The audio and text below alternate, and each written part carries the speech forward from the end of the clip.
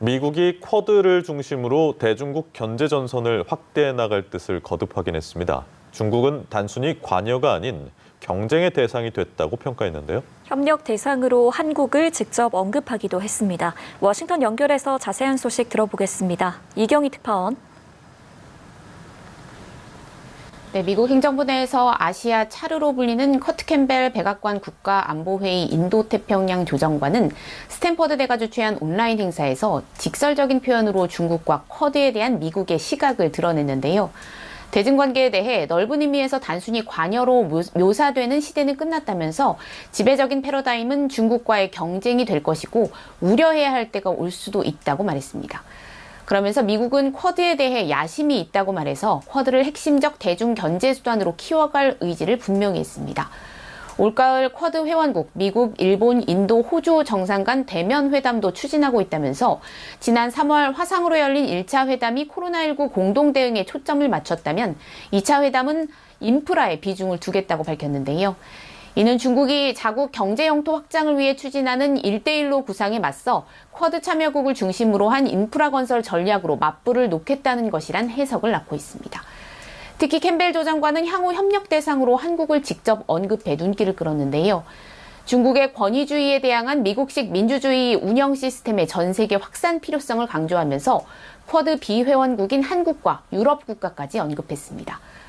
쿼드 확대 계획에 대해서도 쿼드는 가입이 제한되는 소수만의 단체가 아니라면서 관여해 공조하고 싶은 국가들이 있다면 이리 진척되는 동안에도 문은 열려 있다고 말했습니다.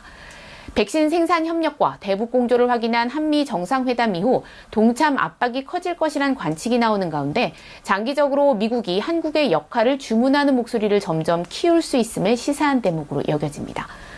한국 정부도 중국과의 관계를 고려해 쿼드 가입에 거리를 두면서도 사안별 협력은 가능하다는 입장인데요.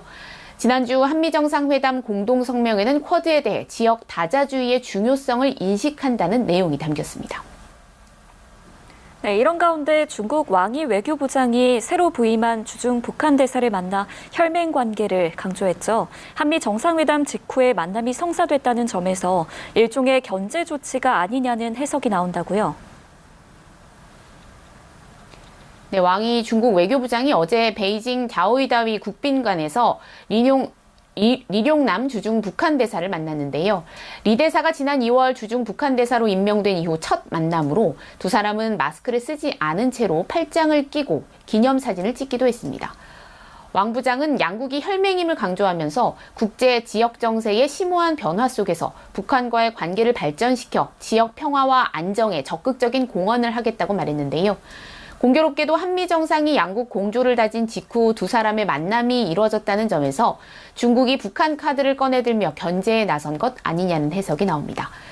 중국 외교부는 한미 정상회담 공동성명에 대만이 언급된 것을 내정 간섭이라고 지적했고 미국의 쿼드 구상에 대해선 하나 또는 몇 개의 나라가 일방적으로 국제 질서를 정의할 자격이 없고 자기의 기준을 남에게 강요할 자격은 더더욱 없다고 비판한 바 있습니다. 한편 토니 블링컨 미 국무장관은 중국 정부가 홍콩의 중국화 작업 속에 밀어붙인 홍콩 선거제 개편안이 홍콩 입법회에서 의결된 것에 대해 성명을 통해 강하게 비판했는데요. 홍콩 주민의 목소리를 심각하게 제한하는 것이라면서 미국은 홍콩 주민의 인권과 기본적 자유를 옹호하는 데 있어 동맹 파트너와 단결해 있다고 거듭 강조했습니다. 지금까지 워싱턴에서 전해드렸습니다.